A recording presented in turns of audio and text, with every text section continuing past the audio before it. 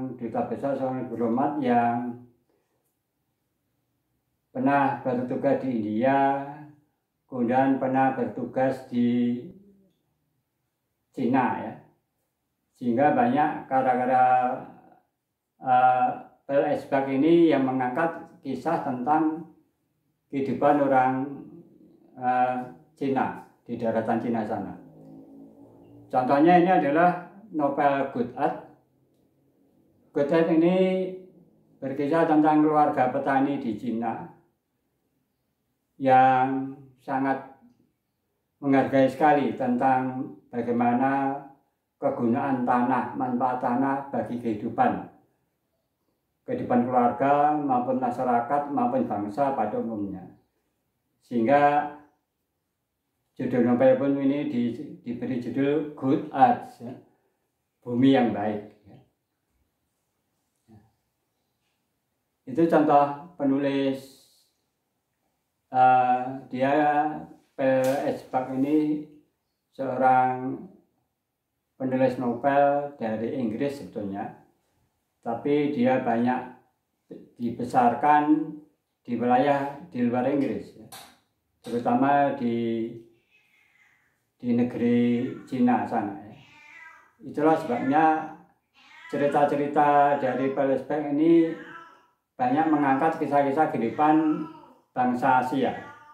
Jadi ada juga selain Goodhart, ceritanya mengangkat tentang kehidupan para geisha di Jepang. Jadi selain Cina, Paul Eisbach juga mengangkat kisah kehidupan orang-orang Jepang, dalam ini para wanita yang berprofesi sebagai geisha misalkan. Mengapa dia juga angkat Jepang, kehidupan orang-orang Jepang ya karena pada masa hidupnya Paul Eisbach ini dia tinggal yang dekat dengan wilayah itu. Itulah sebabnya dia juga banyak mengangkat kisah tentang orang-orang Asia, orang-orang Cina, Jepang, dan juga beberapa kisah lain yang tidak terlalu jauh dari wilayah Jepang dan Cina, seperti tentang Thailand, tentang ya. Selain Goodhart, sebetulnya ada novel lain yang ditulis oleh Paul Eisbach ini, yaitu Babylon Woman. Ya. Babylon Woman ini juga berkisah tentang keluarga di Cina sana. Ya. Di mana dalam Babylon Women ini mengisahkan keluarga Wu. Namun dalam kisah Babylon Women memang nampaknya Paul Eisbach ingin menunjukkan bagaimana peranan seorang wanita. Jadi ada unsur feminisme ya di dalam kisah Babylon Women tersebut.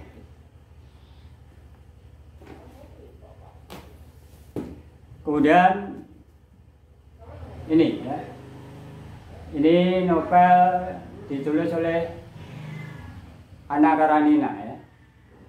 Berjudul Anna Karenina yang ditulis oleh Leo Tolstoy. Ya. Novel Anna Karenina ini berlatar belakangkan keluarga bangsawan di Rusia saat Rusia masih sebagai kerajaan di zaman dahulu. Ya. Jadi setting latar belakang waktunya ini mengambil pada abad 19 atau 1800-an. Pertengahan 1800 sampai ke 1900. Jadi Tolstoy hidup di abad 19, di mana Tolstoy banyak mengangkat cerita-cerita kehidupan keluarga bangsawan ya, karena dia waktu itu hidup dalam masa era Rusia masih dikuasai oleh raja atau sesar ya, sesar istilahnya, sehingga novelnya pun juga berkisah tentang keluarga kerajaan. Dalam ini Anna Karenina ini adalah tokoh seorang istri ya. Seorang istri yang bersuamikan seorang bangsawan ya, gitu. Kemudian saat dia sering melakukan perjalanan bepergian menggunakan kereta api, maka dia bertemu dengan seorang bangsawan muda ya, yang masih single. Setiap hari mereka bertemu dalam perjalanan kereta api itu, dan mereka sering melakukan percakapan ngobrol bareng gitu, sehingga ada kedekatan antara Anna Karenina ini dengan sang pemuda yang masih keturunan bangsawan tersebut.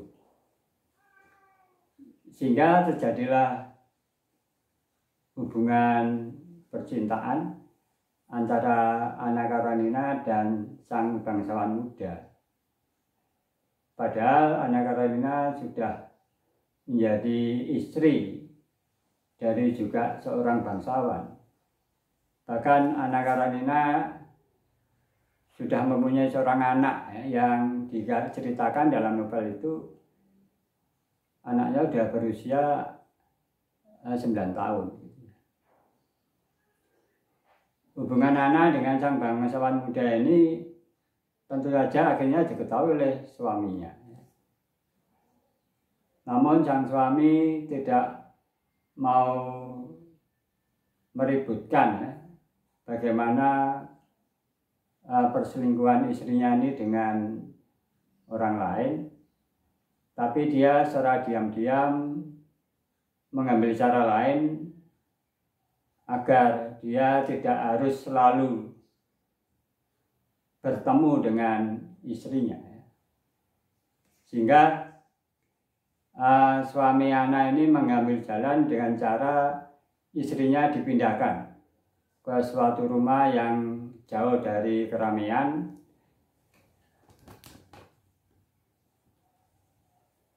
sehingga tidak banyak orang mengetahui bahwa dia bersama istrinya telah ada masalah keluarga.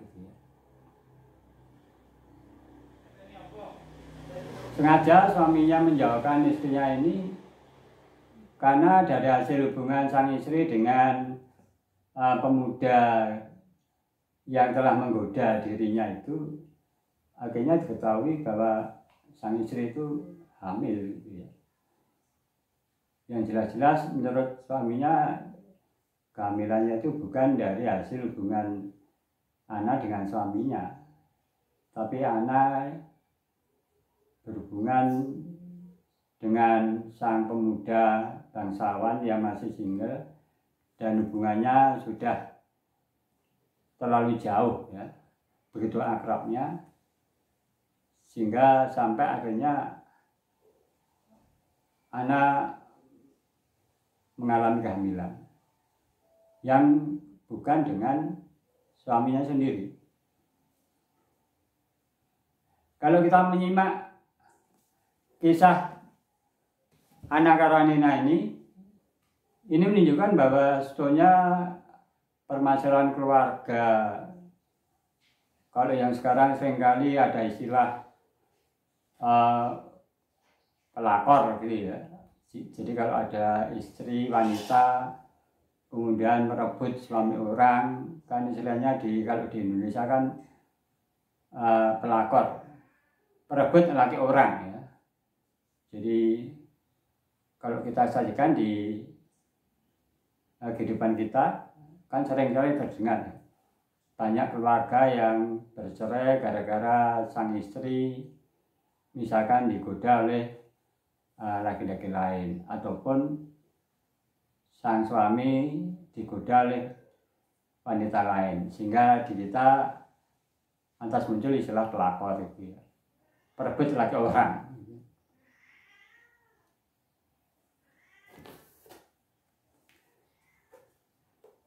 Ini juga karya lain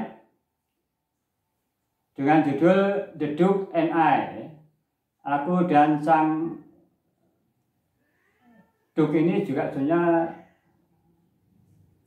jabatan dalam kerajaan di Inggris ya. Jadi kalau di Indonesia itu semacam adipati gitu ya kalau zaman dulu. Ini juga berlatar belakangkan keluarga kerajaan. Novel ini ditulis oleh Julia Quinn. Julia Quinn ini seorang wanita yang dia aktif menulis ya.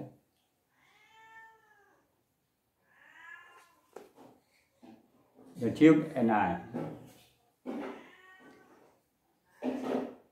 Karena ini novel-novel ini bisa ditemukan di toko-toko buku yang ada di kota-kota besar ya, khususnya di kota-kota pendidikan, di mana ada toko buku, karya-karya novel itu biasanya tersedia di sana.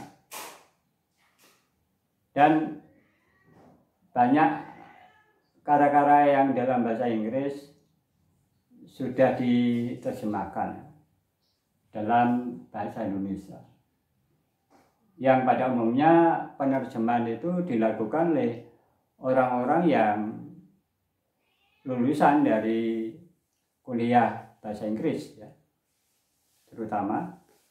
Kemudian setelah lulus mereka lebih memilih untuk menggeluti penerjemahan novel-novel yang bahasa asing ke dalam bahasa Indonesia, yang biasanya itu bekerjasama dengan para penerbit ya, yang ada di kota-kota ya, baik di Jakarta maupun kota-kota lain, Bandung maupun juga di Malang sendiri. Ini ada beberapa penerbit yang tersedia menerbitkan buku-buku.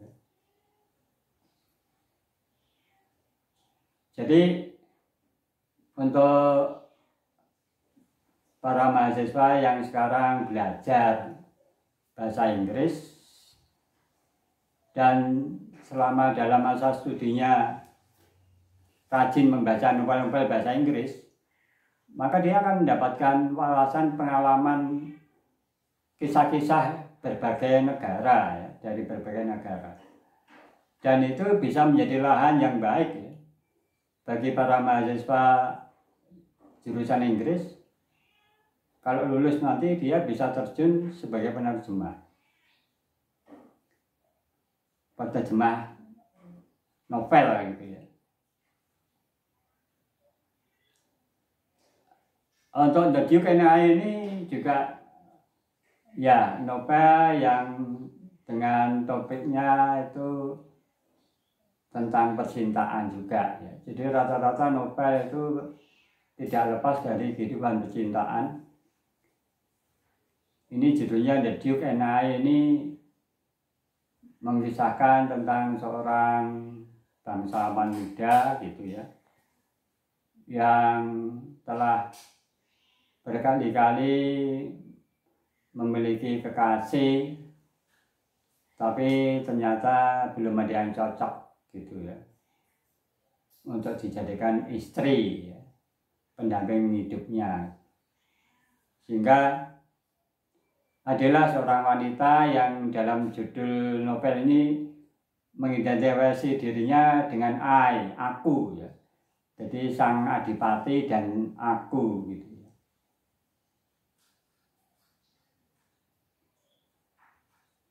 Jadi bagaimana di zaman saat masa-masa kerajaan itu masih menjadi peran utama dalam pemerintahan, memang seringkali kalau seorang wanita bisa bisa bersuamikan seorang bangsawan, itu menjadi cara untuk dia meningkatkan kehidupan dan status sosialnya ya, kelas sosialnya. Sehingga dengan cara apapun biasanya dikisahkan bagaimana wanita itu akan benar-benar bisa memikat hati sang bangsawan, sampai sang bangsawan benar-benar memutuskan bahwa bangsawan itu akan menikahi sang wanita itu menjadi istrinya. Ya, kalau akhirnya perkawinan itu terjadi, maka sahlah hubungan mereka, tidak sekedar hubungan cinta antar kekasih, dua pasang kekasih, tapi hubungan cinta itu dilanggengkan dengan sebuah malige perkawinan, kehidupan keluarga yang diharapkan tentu saja akan membawa kesejahteraan sampai akhir kehidupan mereka, sampai ajal menjemput mereka. Itulah daya tarik novel-novel ya. Kalau kita rajin membaca novel-novel, maka banyak hal akan kita jumpai. Jadi kalau tadi saya singgung tentang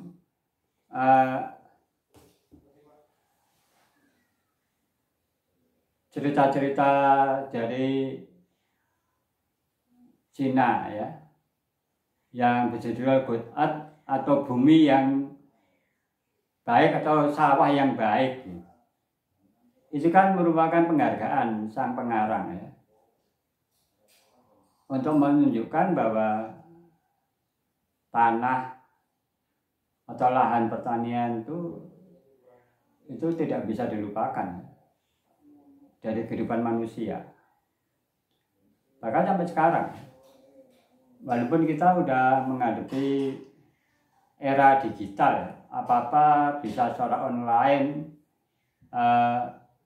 kita lakukan dengan cara genggaman melalui HP kita, seolah semua hal bisa kita lakukan. Tapi terkait dengan hubungannya dengan bahan makanan, bahan pangan, ternyata tetap aja peranan tanah itu masih dibutuhkan. Karena makanan, padi, buah-buahan, ya, sayur mayur nggak bisa dihasilkan dari HP, dari online. Tetap aja dibutuhkan adanya peranan tanah. Ya itulah yang dituliskan oleh Pelestak tadi ya, dalam Good Earth. Dia sebenarnya ingin mengingatkan pada manusia bahwa manusia harus menghormati ibu pertiwi. Tanah itu kalau dalam bahasa Jawa kuno itu kan pertiwi. Jadi bumi itu difungsikan sebagai ibu ya. Maka sebutannya ibu pertiwi. Mengapa? Karena tanah lah yang mengandung segala hal yang bisa menghidupi umat manusia seluruhnya ya. Segala satunya ada dari tanah ya. Baik tanaman ya, itu apakah itu tanaman pangan, sayur mayur, buah-buahan, maupun barang-barang mineral ya, seperti emas, minyak gitu ya, dan juga bahan-bahan tambang lainnya, semuanya dikandung dalam tanah. Dan itu rupanya menyentuh apresiasi sang penulis untuk menulis sebuah novel dengan judul Good Earth, yang artinya dia sangat sadar bahwa tanah itu sangat penting bagi kehidupan manusia. Sehingga sampai dia memberikan judulnya pun juga secara khusus ini, Good Earth, tanah yang baik. Ini artinya apa? Bahwa bumi atau tanah atau ibu pertiwi itu sangatlah penting ya, bagi kehidupan manusia. Jadi merupakan aktivitas yang sangat banyak memberikan wawasan, banyak memberikan manfaat bila kita rajin membaca karya sastra ya. Berbagai hal bisa kita dapatkan tidak hanya masalah percintaan, tapi masalah lingkungan, gitu ya. Juga masalah sosial pun bisa kita dapatkan dalam karya sastra. Bahkan juga dalam kisah-kisah politis misalkan. Maka akan kita temukan ya, tokoh-tokoh para pejuang yang dulu ikut berjuang melawan, kalau di Indonesia melawan penjajah ya. Seperti contoh ada novel roman sejarah itu dengan judulnya Untung Suropati ya, yang ditulis oleh Ayub Rosidi. Untung Suropati seorang tokoh sejarah di masa zaman Belanda dulu ya. Jadi Untung Suropati yang hidup di abad 18 ya. Di mana di masa itu Untung diceritakan sebagai seorang bocah yang diangkat anak oleh seorang tentara Belanda ya, seorang kapten. Kemudian begitu Untung itu menginjak dewasa, akhirnya Untung Suropati berkenalan ya, dengan seorang gadis Belanda bernama Susan. Kemudian terjadilah percintaan antara Untung dan sang gadis Belanda itu yang diberi nama Susan. Sampai akhirnya ya dalam kisah itu digambarkan bahwa Susan itu juga hamil dan akhirnya juga sempat dibawa lari ya oleh Untung ya, karena orang tuanya ternyata kurang menyetujui ya, hubungan Untung dengan Susan. Dan rupanya Untung ini pantang menyerah ya. Dia semakin tumbuh dewasa sampai akhirnya sempat dia menjadi seorang petinggi di sebuah kerajaan ya, menjadi adipati.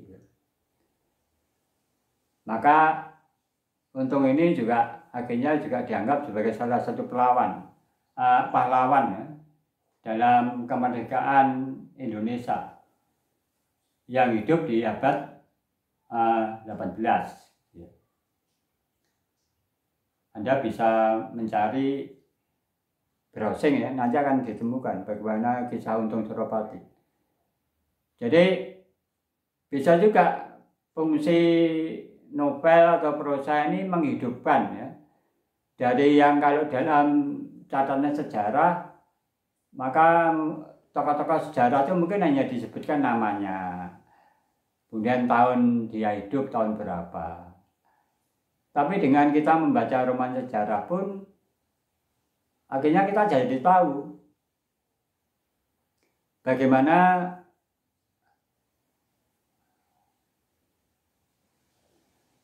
tokoh-tokoh sejarah itu menjadi hidup ya, dalam sebuah karya novel ya, atau roman sejarah istilahnya. Jadi kita akan bisa melihat bagaimana kalau kita membaca roman sejarah Untung Suropati ini saat misalkan digambarkan Untung saat masih muda merayu Susan, kekasihnya itu ya. Itu hal yang demikian itu menjadi ada di dalam sebuah roman. Sedang kalau dalam catatan sejarah, bagaimana seorang merayu itu biasanya tidak akan diceritakan. Tapi begitu catatan sejarah itu diangkat oleh seorang sastrawan menjadi sebuah roman sejarah, maka akan bernuansa berbeda. Kita akan bisa merasakan bagaimana semangat Untung setelah dia akhirnya tumbuh dewasa, yang ternyata dia juga melihat bahwa Belanda itu ternyata penjajah ya. Sehingga akhirnya Untung pun di mata Belanda akhirnya dikenal sebagai pemberontak. Jadi Untung setelah tumbuh besar digambarkan dia juga sempat berhubungan dengan kerajaan Banten, Ki Ageng Tirtayasa. Kemudian sampai akhirnya Untung Surapati ini dikejar Belanda sampai akhirnya masuk ke wilayah Jawa Timur. Yang terakhir dikisahkan bahwa Untung itu akhirnya memang bisa ditangkap Belanda ya di wilayah Madura. Ya, karena Belanda perlengkapannya, senjatanya lebih lengkap dan pasukannya sangat banyak, sehingga ya Untung akhirnya memang bisa ditangkap. Tapi keharuman perjuangan Untung ini tetap diingat oleh bangsa Indonesia. Sehingga di mana-mana di kota-kota besar sering kita temukan jalan Untung Suropati. Itu adalah bentuk penghormatan bangsa terhadap jasa para pahlawan itu. Sehingga nama Untung Suropati ini diambil di kota-kota besar. Di Jakarta ada nama jalan Untung Suropati. Di Malang sini ada, di Jogja juga ada. Hampir di semua kota ya. Kota-kota itu, kota besar selalu menempatkan nama jalan Untung Suropati sebagai salah satu nama jalan di kota-kota tersebut. Ini menunjukkan bahwa kepahlawanan Untung Suropati itu diakui oleh bangsa kita. Oke, itulah bagaimana manfaat jika kita membaca karya sastra. Kita akan mendapatkan kisah-kisah, baik yang kisah romantik, percintaan, tapi ada juga kisah-kisah perlawanan, kisah sosial ya. Bagaimana perjuangan seorang pemuda yang awalnya tidak punya apa-apa bisa akhirnya mendapatkan kehidupan yang baik. Itu bisa kita lihat tadi dalam novelnya Pak Umar Khayyam, Jalan Menikung. Itu merupakan kelanjutan dari kisah para piai ya, yang digambarkan dalam kisah sebelumnya. Darsono itu adalah seorang anak petani desa gitu, yang kalau pada umumnya anak petani